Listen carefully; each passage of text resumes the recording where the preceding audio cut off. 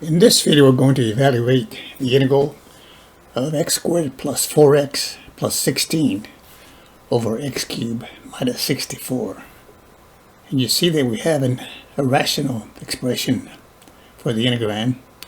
So you could look at partial fractions, but you always want to make sure that you have the integrand in simplified form.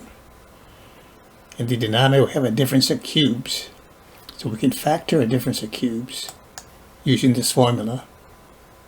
X cubed minus y cubed is equal to the difference of the cube roots, x minus y. And in the next factor, second factor, we'll have the square of the first root, x squared, opposite sign here, plus the product of the two roots, plus the second root squared.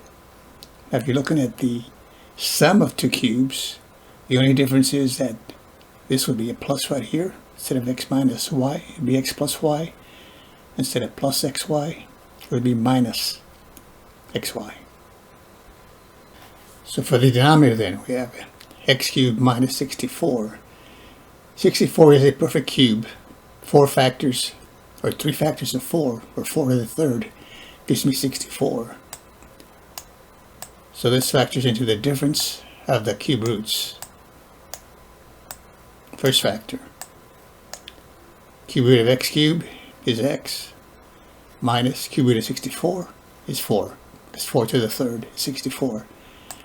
And then by that formula we just looked at, the second factor will be the square of the first root here, that would be x squared. And then this opposite sign here, plus the product of these two roots would be 4x, plus the second root, or 4 squared, will give me 16. Now you can see that x squared plus 4x plus 16 appears in the numerator and the denominator. So these will divide out. The 1 here, 1 here. This then will equal to the integral 1 in the numerator, x minus 4, and the denominator dx.